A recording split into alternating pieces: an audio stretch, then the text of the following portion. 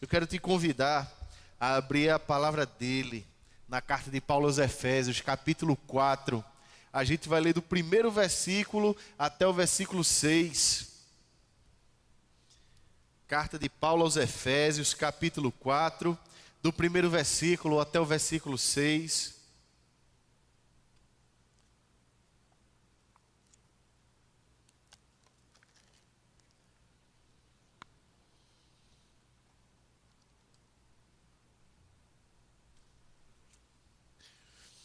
Diz assim a palavra: Rogo-vos, pois eu, o prisioneiro no Senhor, que andeis de modo digno da vocação a que fostes chamados, com toda a humildade e mansidão, com longanimidade, suportando-vos uns aos outros em amor, esforçando-vos diligentemente por preservar a unidade do Espírito no vínculo da paz.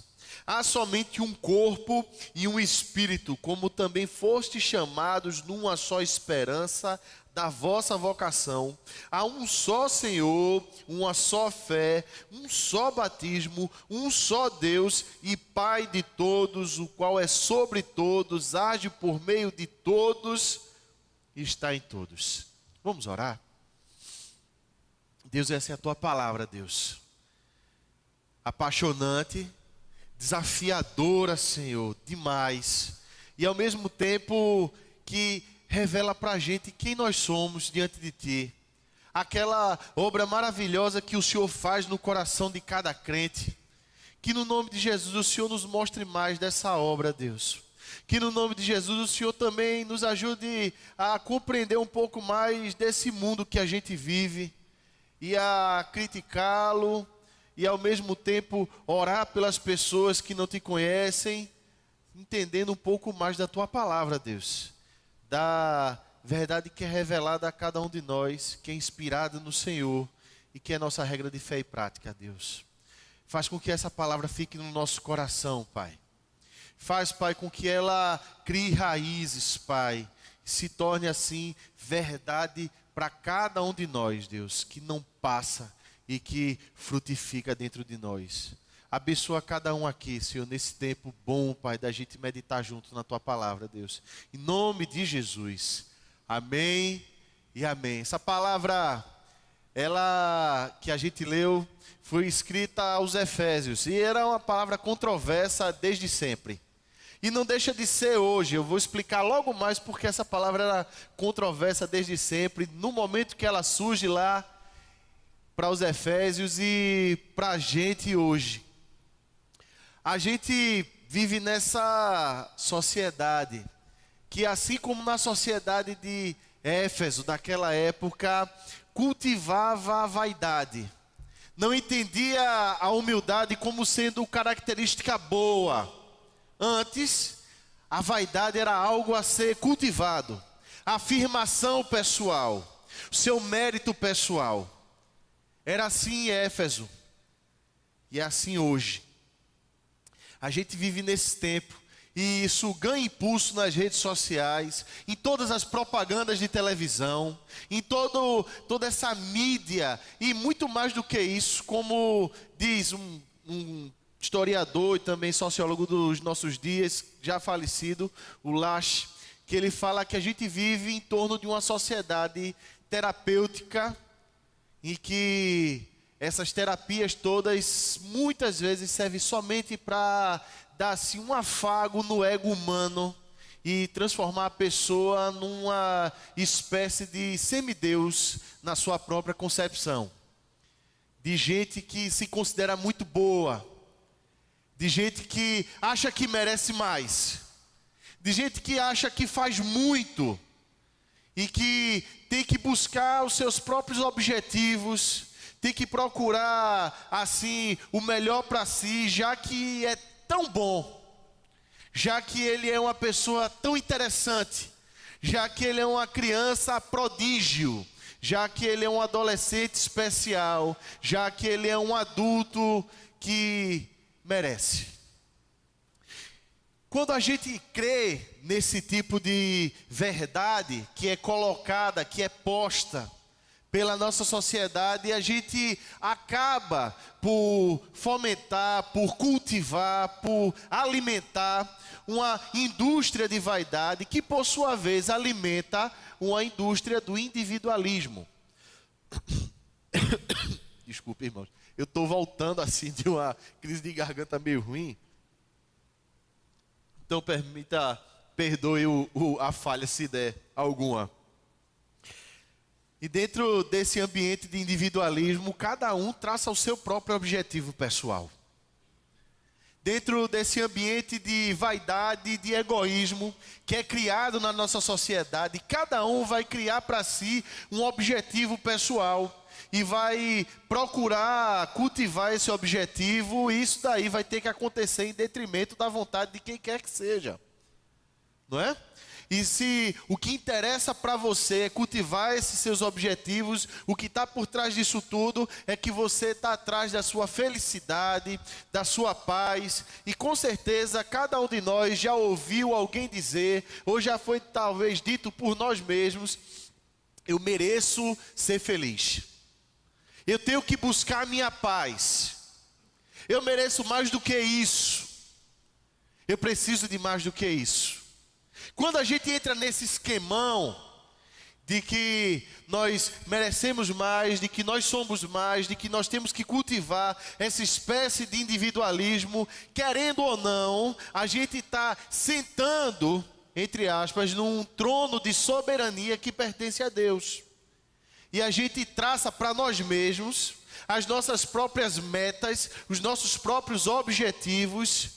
E já que as pessoas, elas existem para saciar o meu ego, satisfazer os meus objetivos pessoais, fazer com que eu seja mais feliz, transformar cada relacionamento numa espécie de experiência divertida, prazerosa, que fomente a minha felicidade, é um pulo.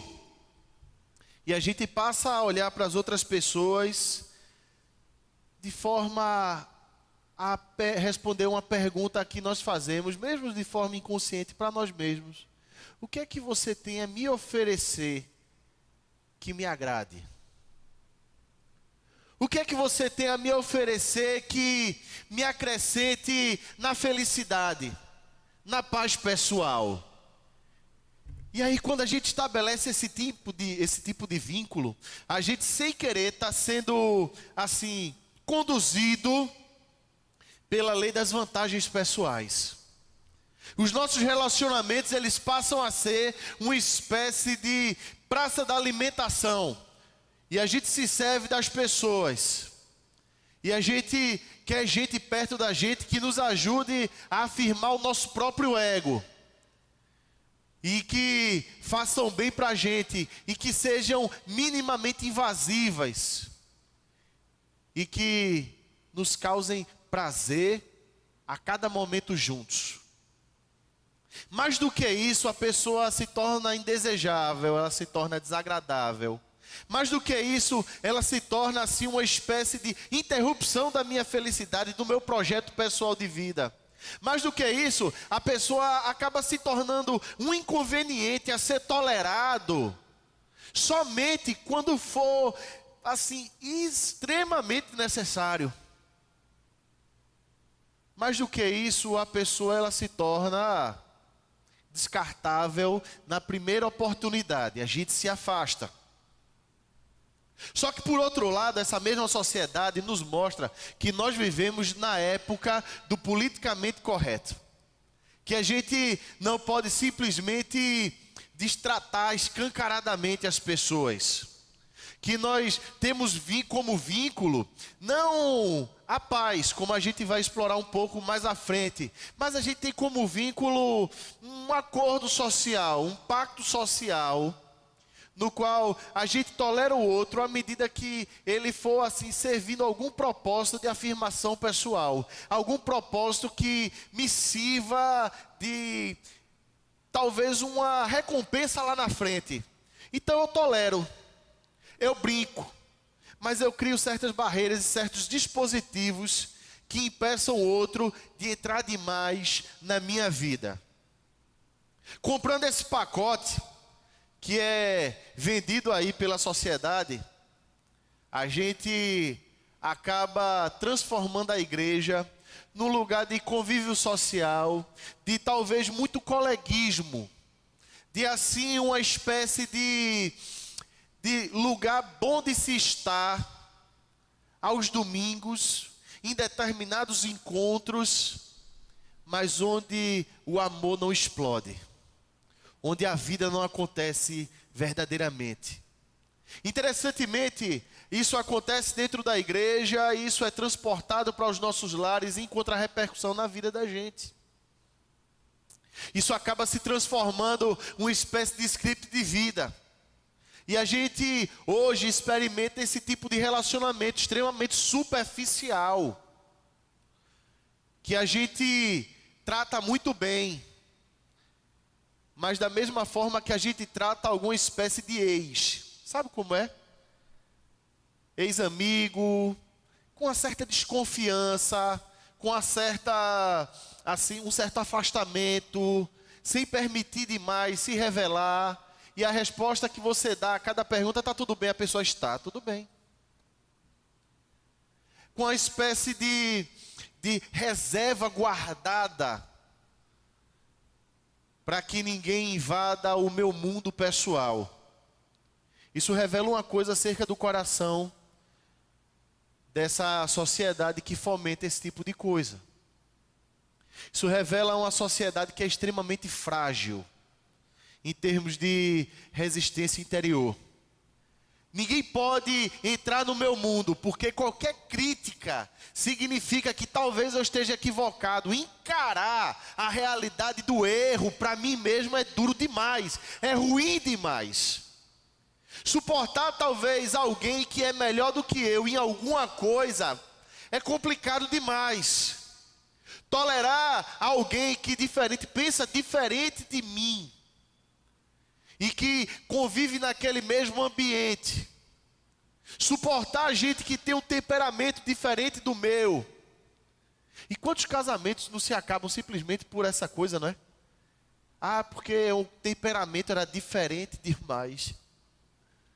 Isso revela que essa sociedade da gente hoje preza demais por esse narcisismo, por esse egoísmo, por essa realidade interior que não pode ser tocada e que ao mesmo tempo é extremamente frágil. O que resta disso tudo são relacionamentos superficiais, fragilizados e, nas palavras daquele sociólogo já falecido, o Bauman, líquidos. Eles escapolem, eles vão embora e eles se dissipam com muita facilidade. A pergunta para o coração da gente é exatamente essa. Dentro do ambiente que você vive, meu querido irmão, é assim que as relações estão postas? Dentro do ambiente que você vive, meu querido, é assim que você se relaciona com essas reservas, com esses afastamentos? É assim na sua casa? É assim na igreja? É assim no ambiente de trabalho? Claro que Paulo está escrevendo para a igreja, no entanto, isso repercute para tudo na vida da gente. Se encontra aplicação para a vida da gente como um todo, porque a gente não é uma coisa aqui e outra lá fora. E a gente vai compreendendo um pouco mais agora dessa controvérsia da palavra, porque se as relações estão postas assim na vida da gente, se as relações estão colocadas assim no ambiente da igreja, se existe essa espécie de coleguismo frio, existe uma espécie de justificativa que não é exatamente bíblica, mas que diz assim: olha, o amor, ele não é um sentimento, o amor é um comportamento. Lembra do monge do executivo? O pessoal diz isso e a gente tem que se comportar de forma a demonstrar amor por essas pessoas, mas por dentro você não sente isso. Você é meio que obrigado por acordo social. É quando não existe mais amor, o que existe é um pacto social. Não existe amor, o que existe é uma espécie de acordo tácito, estabelecido, e que ao mesmo tempo faz a gente olhar para a gente mesmo e dizer assim: olha só como eu sou uma pessoa legal, eu amo. Mas será que é assim o amor cristão? Ele é isento de sentimento, ele é isento de afetividade. Será que é assim a relação entre irmãos? Porque quando a Bíblia está falando de irmãos, ela não está usando uma força de expressão, ela está utilizando-se de um vínculo familiar profundo, de sangue do Cordeiro que nos une. E aí Paulo ele vai começar a discorrer, e eu quero analisar junto com você, ainda que nesse pouco tempo que a gente tem, e dentro daquilo que Deus colocou no coração da gente, como é que devem ser as nossas relações na igreja?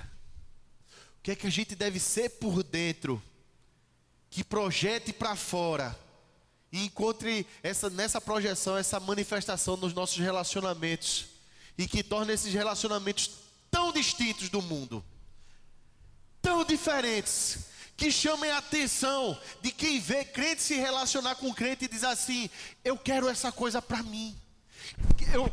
Desculpa, é o meu desastre pessoal, eu não sou elegante. Acho lindo gente elegante, lindo, mas não sou, né? Mas que faz um crente olhar se relacionando com outro crente aqui, um marido se relacionando com a esposa crente, um pai se relacionando com o filho, dentro desse ambiente santo, maravilhoso, e essas pessoas olham de fora e dizem assim: eu queria muito que a minha vida fosse assim. Se transforma nesse testemunho pessoal, gritado, numa manifestação de amor intensa, que é somente uma manifestação daquilo que você tem por dentro. E aí Paulo ele vai falar, e só nesses primeiros versículos aqui a gente tinha material para falar a noite inteira, só que o tempo da gente é curto. E a gente vê o seguinte, que Paulo ele se choca com a mentalidade de Éfeso, que dizia que humildade é coisa que é boba, é coisa de escravo. Humildade é coisa que não convém. Humildade é coisa de gente fraca. E aí Paulo vem dizendo assim: rogo-vos eu, prisioneiro. Nem escravo, prisioneiro, e de fato era. Essa carta que compõe as epístolas da prisão, de quando Paulo estava preso. E ele fala assim: eu sou o prisioneiro no Senhor. Paulo ele sinalizava desde já, no começo desse capítulo, como ele o fez em toda a carta. Quando Paulo fala em todo tempo em Cristo, é no Senhor, que ele tinha um Kyrios, que ele tinha um Senhor da vida dele, que estava acima de todo o Senhor de Roma, que está acima do próprio ego dele, que está acima das vontades pessoais de Paulo. E ele fala: eu, prisioneiro no Senhor, eu rogo, eu conclamo, eu convido, eu chamo, eu pastoreio, igreja de Cristo, que vocês andem. Se você for buscar essa palavra no original mais aproximado, ele está dizendo assim, e se utilizando do mesmo recurso que dizia assim: José, que também por sinal era um prisioneiro, José andava com Deus. Em outras palavras, que vocês vivam, e vivam por dentro uma realidade interior de forma digna. É um choque com o mundo, porque dignidade hoje diz respeito à isenção. Dignidade hoje diz respeito a uma forma de liberdade pessoal, a qual o homem olha para a esposa e diz assim: você não me satisfaz mais. Em outras palavras, eu sou digno de algo melhor. E ele simplesmente vai embora.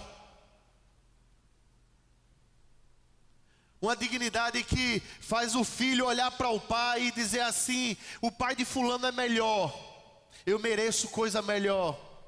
Só que Paulo está lançando uma outra ideia de dignidade aqui pessoal. É uma dignidade pessoal baseada no Senhor.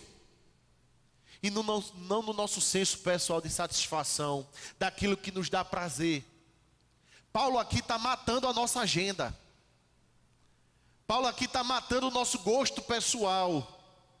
Paulo aqui está dizendo assim: existe algo maior do que cada um de nós.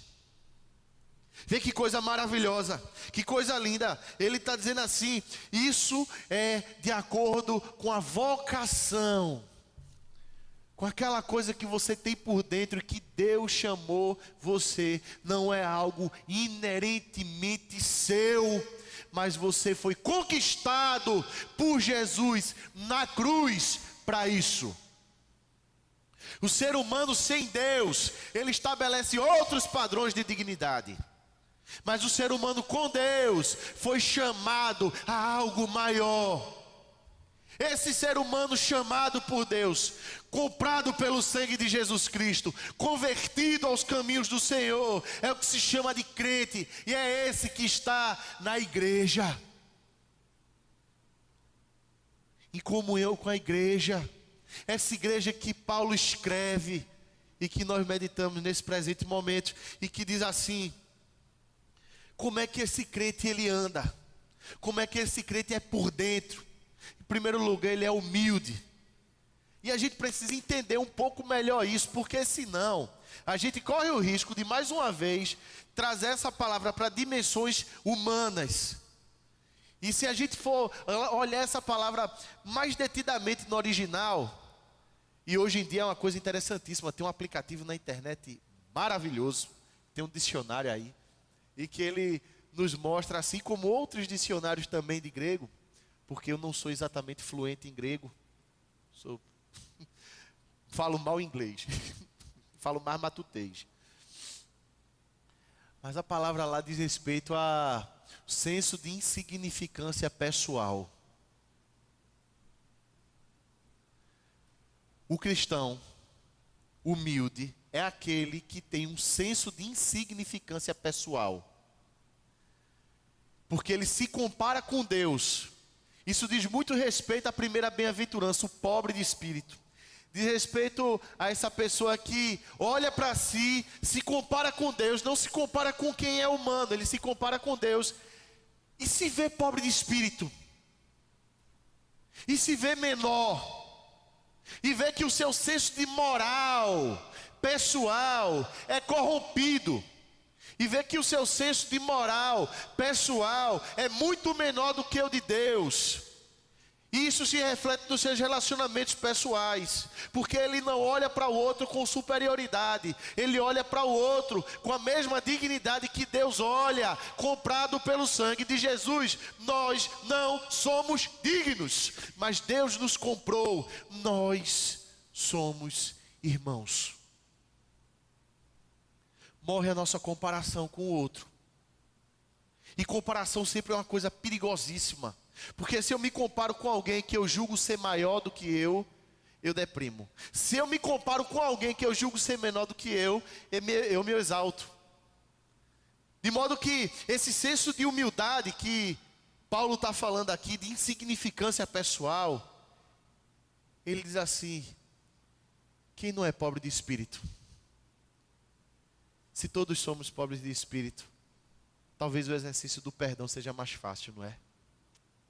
Se todos somos pobres de espírito, a gente deve baixar a cabeça e dizer assim: eu tenho muito o que aprender ainda, apesar de talvez eu ter tanto tempo de igreja.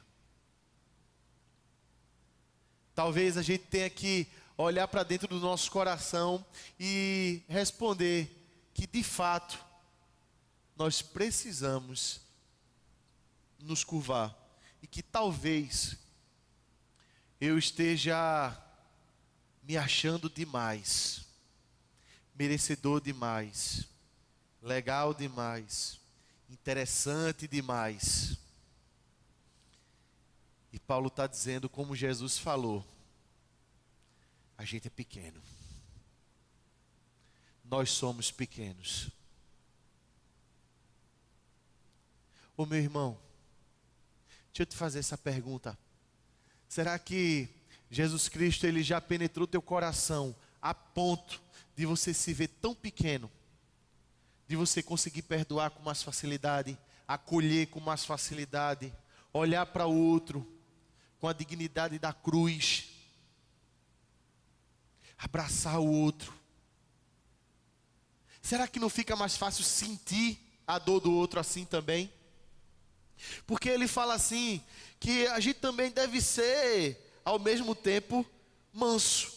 Toda humildade e mansidão. A palavra lá é muito interessante, porque ela não diz respeito simplesmente a uma espécie de aquiescência a qualquer coisa. Ela não significa simplesmente que você não fica brabo com nada. Não é isso que ele está falando. Tem coisa que tira a gente do sério mesmo. Mas a palavra lá diz respeito à doçura, afetividade.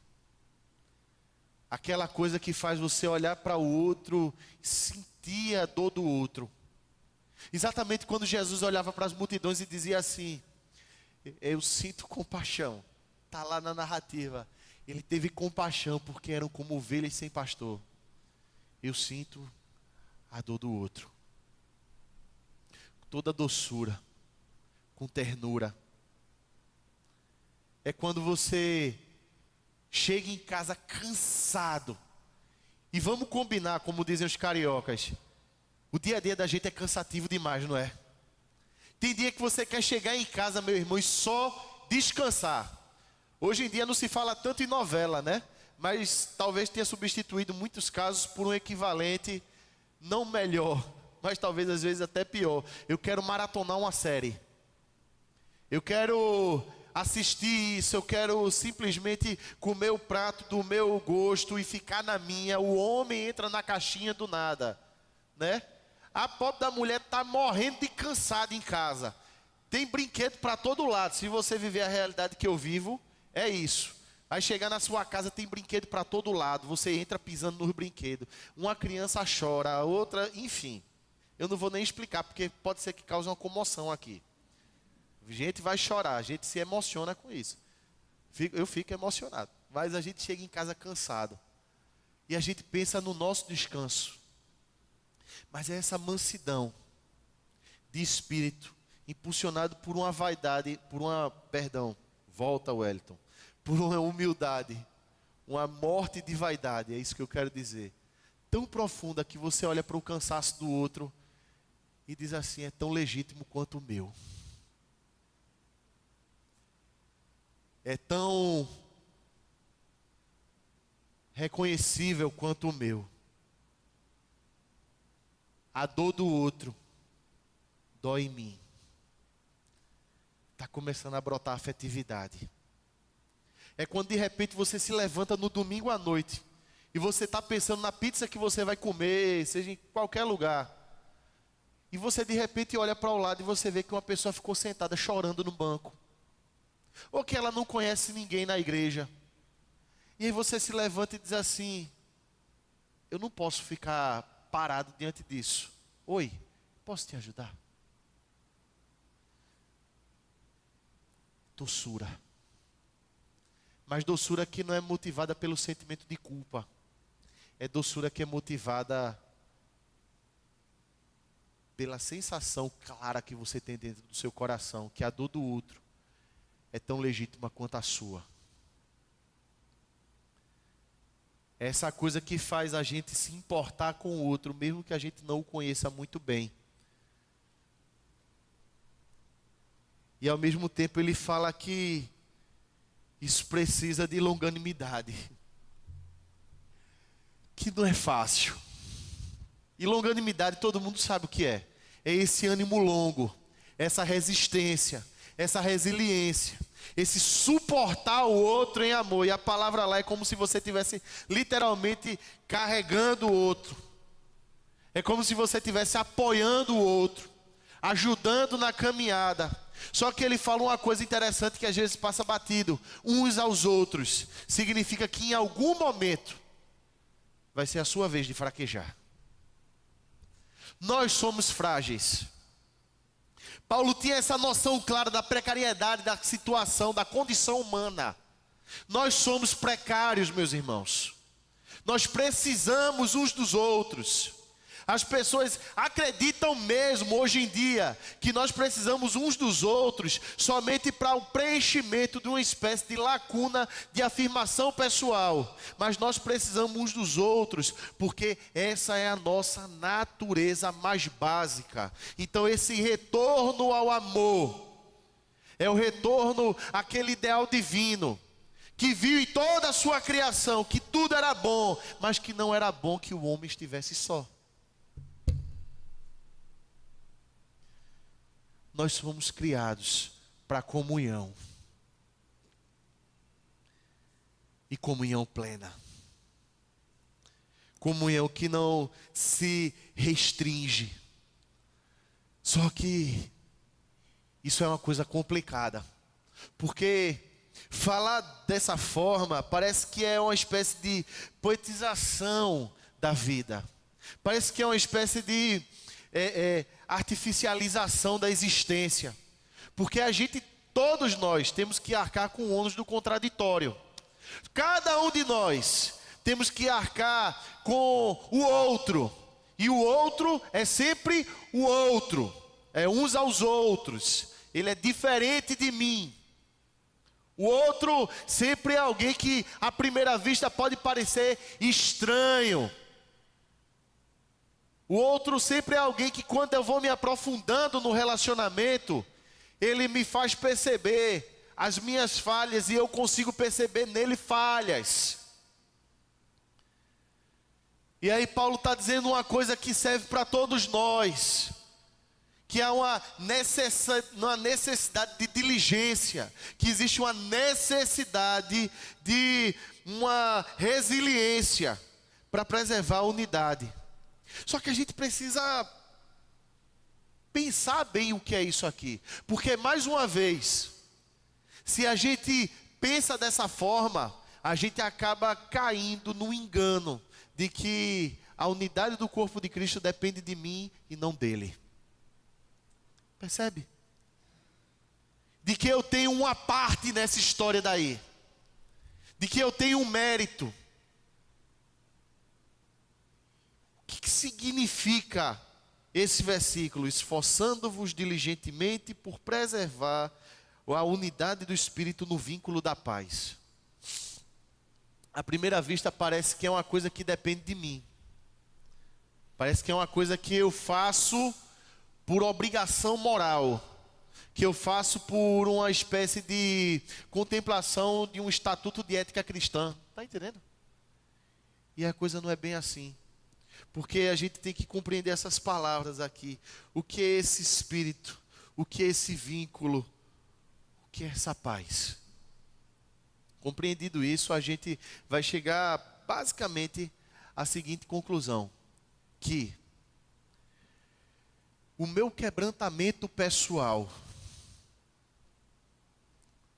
em outras palavras, que a minha proximidade com Deus, tão grande, vai produzir em mim humildade.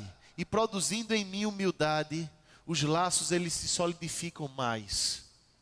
Por essas razões que nós já conversamos. Porque eu me torno mais misericordioso. Porque eu me torno mais sensível à dor do outro. Porque eu legitimo o outro como eu sou legitimado. Eu não sei falar essa palavra. Legitimado? Está correto. Diante de Deus. Nele. Os laços se tornam menos líquidos e mais sólidos. Mais resistentes. Mais resilientes. Então, o que é esse esforço? Eu quero estar perto de Deus. Só que esse querer estar perto de Deus também implica necessariamente querer estar perto do próximo. Porque, primeira carta de João, assim como os mandamentos que Jesus estabeleceu para cada um de nós, diz o seguinte, que eu só consigo dizer que eu amo a Deus se eu amar o próximo. Em outras palavras, para resolver talvez essa breve confusão que se formou na cabeça de alguém, o vínculo da paz ele é estabelecido no amor. O amor que é colocado no nosso coração à medida que eu me aproximo de Deus. Que eu me aproximo de Deus à medida que eu estou em paz com Ele, em paz com a igreja. Aí eu quero te perguntar somente uma coisa, meu irmão. Se Deus está tão perto de você, a ponto de você verificar para você, que você talvez tenha reservas com gente da igreja, que você tenha reservas com gente da sua família, e que talvez você tenha que buscar uma reconciliação e uma solidez de vínculo. Claro que a gente não vai conseguir ter assim uma profundidade de vínculo, de afetividade, de até conhecimento com todo mundo na igreja. Se a realidade da igreja é essa que nós estamos vivendo, que graças a Deus é uma igreja que está crescendo para a honra e glória do nosso Deus. Mas se existe aqui essa intranquilidade de relacionamentos, essas reservas, ô meu irmão, será que Deus não está conversando com você agora, nesse exato momento, que você precisa conversar com alguém não? Que você precisa chegar junto, que você precisa se abrir, que você precisa baixar a guarda, para que esse diálogo com Deus seja mais profundo. No final das contas, Deus está te convidando a encarar o teu medo. Medo de ser ferido. Talvez o medo de ser criticado. Talvez o medo de você ter que arcar com o contraditório e você descobrir que você não é tão paciente quanto você achou que era. Que você não é tão tolerante, tão legal quanto você achou que era. E que você vai ter que aprender a caminhar a segunda milha. E isso a gente só aprende na comunhão, viu? Só que ao mesmo tempo essa solidez de relacionamentos é essa solidez que viabiliza esse congratular, esse abraço sincero. Que quando o ministro de louvor diz assim, você já abraçou a pessoa que está do seu lado, você se entrega num abraço caloroso e você diz assim, eu amo meu irmão, e eu te amo pelo vínculo da cruz, da paz que excede todo entendimento, do estar consumado de Cristo, que nos faz sentir plenos. E se a gente se sente pleno, e essa palavra paz explica isso, esse vínculo da paz, que está estabelecido na cruz, que em Eclesiastes fala desse cordão de 3 dobras, ele diz de um Jesus Cristo que coloca no coração da gente plenitude. E em colocando no coração da gente plenitude, não são os nossos relacionamentos, assim, talvez um pouco precários, mais precários do que nós gostamos de admitir, que vai nos tirar alguma coisa, que vai arrancar a nossa paz, que vai arrancar da gente algo, que é capaz de produzir uma ofensa tão forte, que vai produzir uma ruptura. Não é. O vínculo da paz produz no coração da gente um sentimento de plenitude. Plenitude estabelecida por Deus. Plenitude que nos faz sentir completos. E que talvez uma palavra dura do outro não vai arrancar da gente essa paz. Não vai arrancar da gente esse contentamento. Claro que talvez vai produzir uma tristeza. Claro que talvez vai produzir um sentimento assim, até de injustiça pessoal. Não, isso não é verdade. Mas se assim o for, você tem toda a liberdade e segurança para chegar para outra pessoa e dizer assim, eu acredito que o irmão está equivocado. E que talvez você vai ter que caminhar uma outra direção e convidar mais um irmão com toda a confiança e tendo em vista algo maior, que é o estabelecimento de uma comunhão tão profunda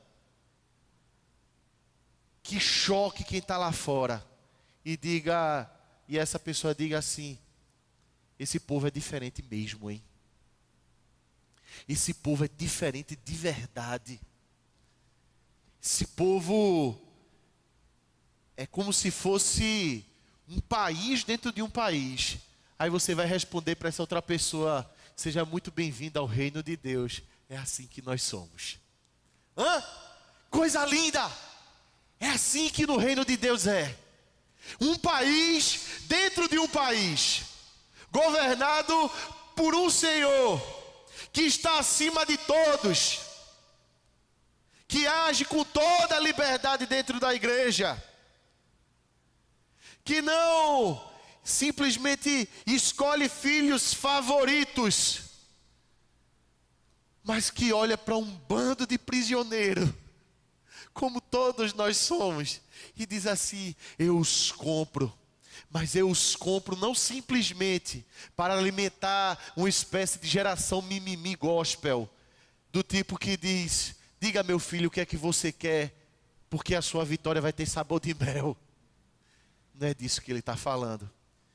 Ele está dizendo: eu estou te chamando para uma vocação maior do que você, para a proclamação das virtudes do meu reino, que são maiores do que o seu gosto pessoal, maiores do que essas ofensas que estão no teu coração, maiores do que a impessoalidade e a frieza, são maiores do que um sentimento de humildade que não é de Deus, é humano, é saciado com a justiça humana.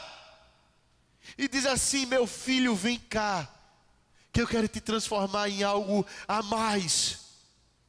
Eu quero que você compreenda essa paz que excede a todo entendimento, essa eternidade, essa infinitude plantada no teu coração, que não se esgota, que não se acaba, que te faz pleno.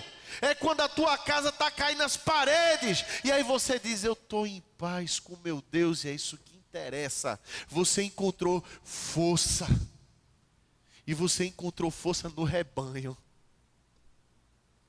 Você encontrou força na comunhão. Você encontrou liberdade na comunhão e não na independência. Você encontrou, meu querido irmão, segurança não na estabilidade de um ego afirmado, mas você encontrou segurança porque você se dispôs a quebrantar e amar. E Deus, ele penetra o teu coração e ele te ensina o caminho de fortalecimento, e ele se utiliza de pessoas para isso, e aí você se abre para as pessoas, e aí você os ama. E aí você tem unidade na igreja, solidez na igreja, amor na igreja. É um corpo, um povo, uma nação. É gente junta, unida, debaixo das asas de um só Senhor, que é soberano, que provê. Em outras palavras, sem querer jogar confete, essas coisas assim que são impertinentes e inconvenientes, mas quando você se rende a um Deus que é maior do que você, e esse Deus, ele planta essa eternidade de plenitude no teu coração, você se torna uma pessoa forte, sem a necessidade de uma terapia que te afirme, sem a necessidade de 1.500 seguidores em qualquer rede social, sem a necessidade de alguém que esteja acariciando o teu ego e dizendo que você é uma excelente pessoa. Você prescinde dos elogios. Aí você começa a descobrir algumas coisas tão interessantes da Bíblia, a partir desses pressupostos que nós traçamos até aqui. Por que a Bíblia diz às vezes que é melhor estar na casa do luto do que na casa da alegria? É por isso.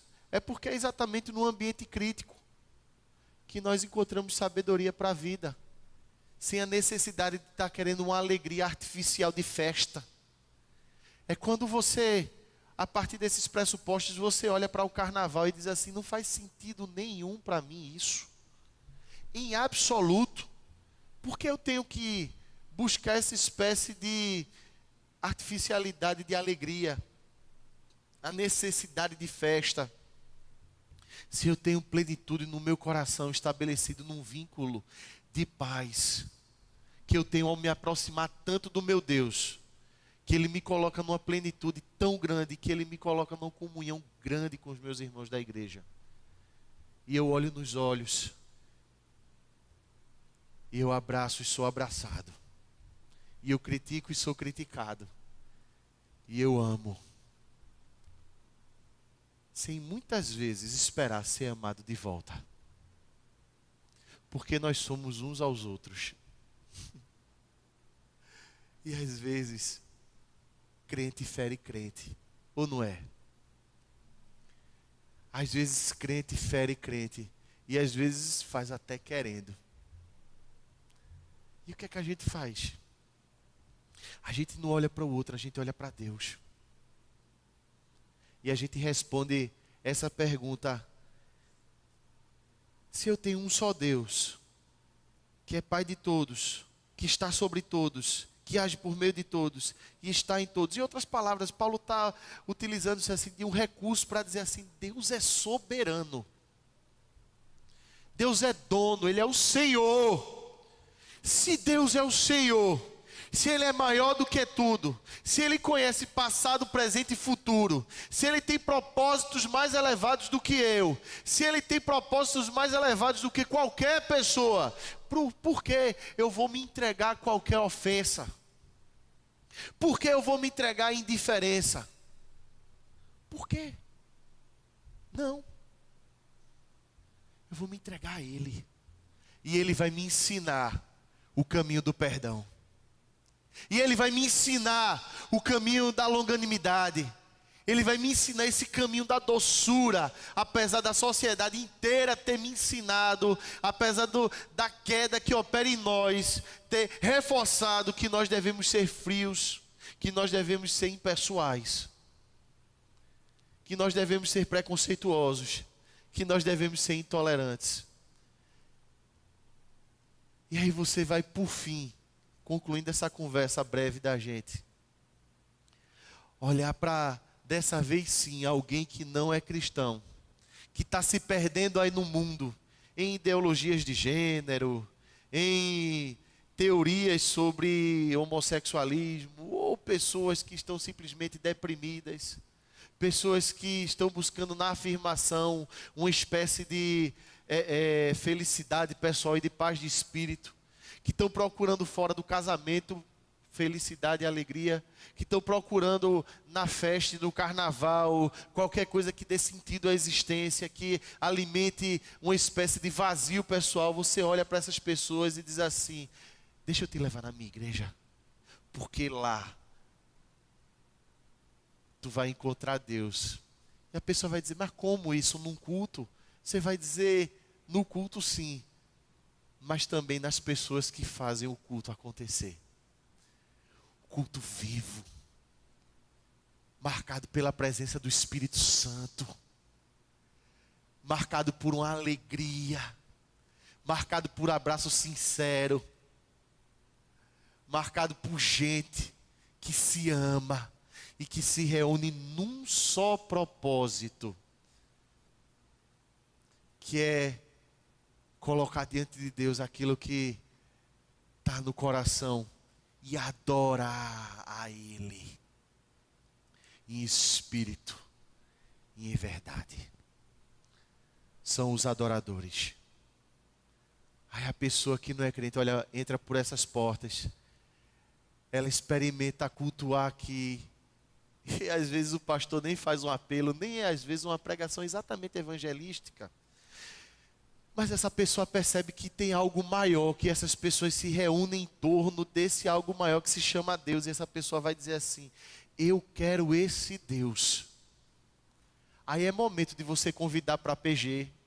Aí é momento para você convidar para uma caminhada pessoal. Aí é momento de você convidar essa pessoa e dizer assim: eu conheço esse Deus. Eu conheço esse Deus. Eu tenho conhecido Ele. E o reflexo desse conhecimento é que eu estou me humilhando, eu estou me quebrantando. O reflexo desse conhecimento é que eu estou me tornando mais doce. O reflexo desse conhecimento é que eu estou me tornando mais sensível, mais paciente, mais resiliente. Eu estou perto dele. Aí, dia a dia, Deus vai acrescentando. É Ele, é obra dele na gente, e a gente é só canal. Lembra de Atos que ele diz isso? dia a dia ele foi acrescentando os que iam sendo salvos. É Ele. E Ele quer usar a gente para um propósito maior.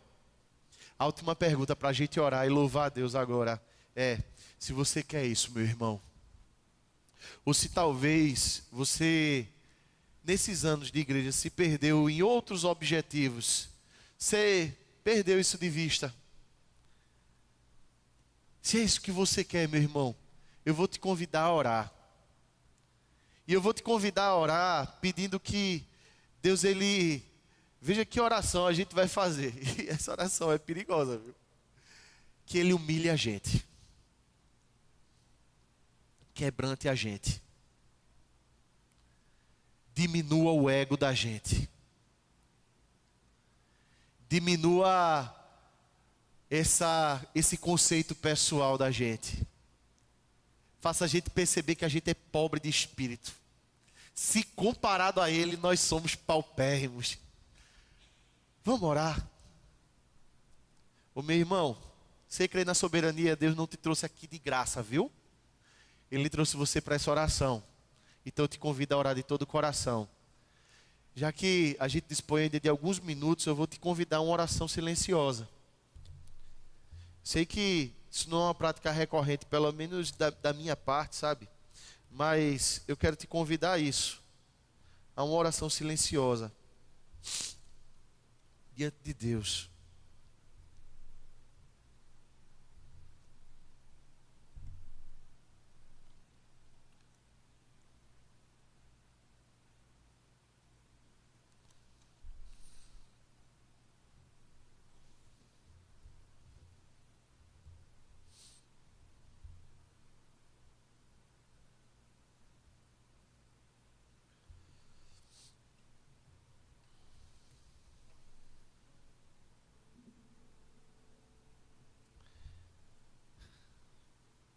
Agora sim, Deus, a gente quer levar juntos, Pai, irmãos, Pai, povo Teu que está reunido aqui, Senhor, a gente quer levar nós juntos, Pai, os pensamentos a Ti, Pai, e te pedir que o Senhor nos quebrante, Deus, que o Senhor nos humilhe, Pai, debaixo da Tua mão poderosa. E a gente sabe, Pai, que às vezes esse processo é tão doloroso, Deus, por isso que essa oração, do nosso ponto de vista, pode ser perigosa, porque ela é oração dolorosa, Pai, às vezes. E é dolorosa às vezes, Deus, porque o Senhor sabe o tamanho do ego da gente, Deus. E a gente quer te pedir, Pai, nesse momento aqui, Pai, juntos como igreja, que o Senhor nos quebrante, Deus. E o Senhor nos quebrante, Pai, para a gente servir a um propósito que é maior do que o nosso ego. Um propósito que é maior, Pai, do que qualquer aspiração humana, do que qualquer sonho humano, Deus. A gente pede, Deus, que essa paz, esse vínculo da paz, esteja estabelecido no nosso coração, de modo a ter essa semente de eternidade plantada dentro do nosso coração, plantada dentro da nossa alma, dentro do nosso espírito, Deus, de forma tão contundente, Pai, que ela frutifique, Deus, e que dela brote perdão, e que dela brote longanimidade, que dela brote doçura, Pai, candura, Pai, calor, Deus, para que a gente olhe os nossos irmãos como gente que te pertence, tanto quanto nós pertencemos, e esse senso de salvação é plantado pelo Teu Espírito Santo em nós, Pai. Muito obrigado por ele, Deus, porque a gente pode dizer que é um povo salvo. Somos prisioneiros Teus, Deus, servos Teus, Pai, para cumprir os Teus propósitos, Senhor, para cumprir, Deus, Teus planos, Pai. Então abre os nossos olhos, o nosso entendimento, Deus. Tira a gente, Pai, de uma espécie de calmaria, de frieza espiritual, Deus, e coloca a gente no centro da Tua vontade, Pai, para que a gente compreenda, Deus, de forma mais nítida os Teus planos, os Teus caminhos para a Tua igreja, Pai. Os Teus planos, os Teus caminhos para a nossa vida, Deus. E derrama, Deus, desse Espírito Santo de uma forma tão grande, Pai, que isso encontre repercussão em todos os aspectos da vida da gente, Deus. Faz, Pai, com que isso flua de dentro de nós como um rio de água viva, Deus. Isso choque pessoas que não te conhecem. Isso choque pessoas que estão frias na fé, Deus. Isso choque, Deus. Isso produza, Deus, avivamento pela constatação da tua soberania. Obrigado, Senhor, por tudo, Pai.